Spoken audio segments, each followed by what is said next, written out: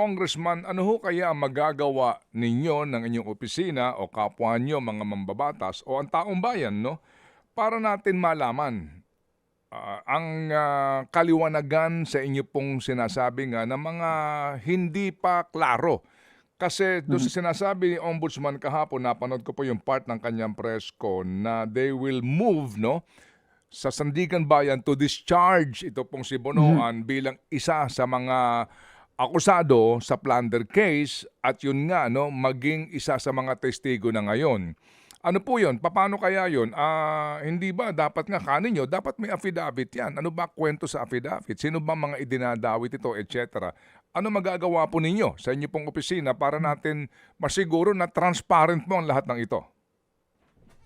Well, sa ngayon at sa kagyat ay nananawagan nga tayo directly kay Ombudsman Remulla na maging transparent sa so-called na kasunduan na ito na inabot na raw ng kanyang opisina at ni former Secretary Bonoan. So again, make public, isa publiko, ano tong kasunduan na to? No, ano ang kapalit ng para sa pag-discharge sa mga kaso laban kay Bonoan? Sino ba ang madidiinan niya?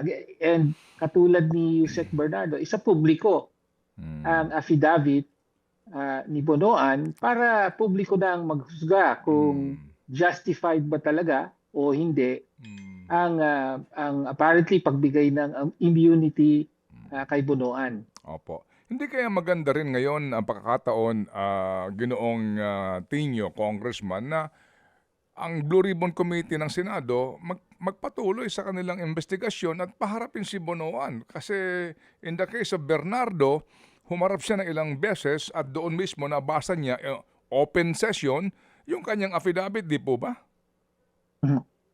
Tama po yun. Actually, yung Blue Ribbon Committee, if we all remember, unang pinasalita si Bonoan tapos umalis siya sa ibang bansa, nag-US siya, and then nung bumalik siya, pinatawag muli siya ng Blue Ribbon Committee, ngunit nung panahon nga na yun, parang napaka-frustrating dahil hindi naman nagpalalim ang mga members ng Blue Ribbon Committee talaga, hindi nagisa si Secretary Bonoan. So, well, dapat lang, maganda sana, dahil nagpapatuloy pa rin naman, hindi pa concluded ang mga hearings ng Blue Ribbon Committee, na mabigyan muli siya ng venue, katulad yan ng nangyari kay Yusek Bernardo na binasa, no, at narinig ng publiko yung buong testimonya at maraming mga impormasyon at detalye tungkol sa involvement ng iba't ibang mga parties sa flood control. So kung totoong may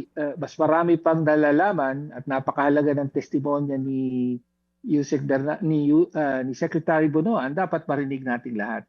Mga kapatid, patuloy po kayong tumutok sa 105.9 True FM para sa totoong balita, impormasyon, music and entertainment. Mag-subscribe sa aming YouTube channel at podcast at sundan nyo kami sa Facebook, Instagram, X at TikTok sa True Network PH. Bisitahin din po ang aming official website, truefm.ph. At panoorin din kami sa True TV Signal, Channel 19. Kami po ang 105.9 True FM. Laging true sa'yo, kapatid.